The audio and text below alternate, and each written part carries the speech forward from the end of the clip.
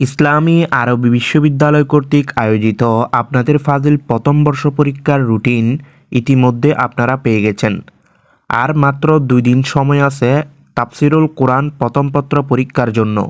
হ্যাঁ, ঠিকই শুনেছেন, আগামী 14 তারিখ আপনাদের পরীক্ষা 2023 অনুষ্ঠিত 2025 সালে জানুয়ারির 14 তারিখে।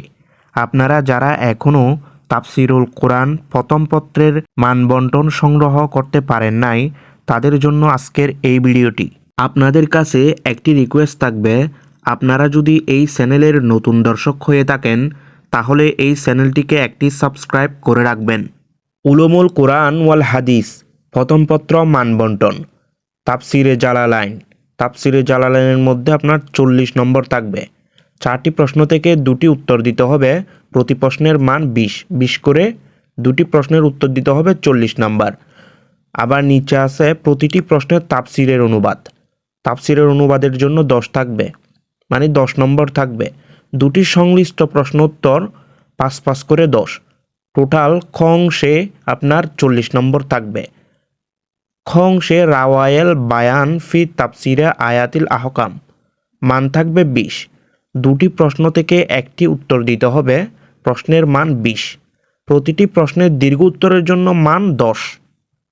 2টি সংক্ষিপ্ত উত্তরের জন্য 5 করে 10।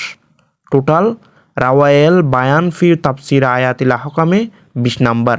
খ অংশে থাকবে টোটাল 20 নাম্বার। উলুমুল কোরআন গ অংশও থাকবে 20 নাম্বার। 4টি প্রশ্ন থেকে 2টি উত্তর দিতে হবে, প্রতি প্রশ্নের মান 10 করে টোটাল 20 নাম্বার। গ অংশে কিন্তু 20 নাম্বার।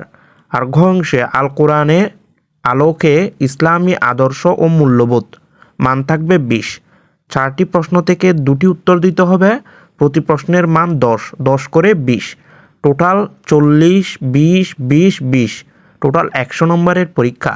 উলুমুল কোরআন ওয়াল হাদিস প্রথম পত্র পরীক্ষাটি হবে টোটাল 100 নম্বরের মধ্যে।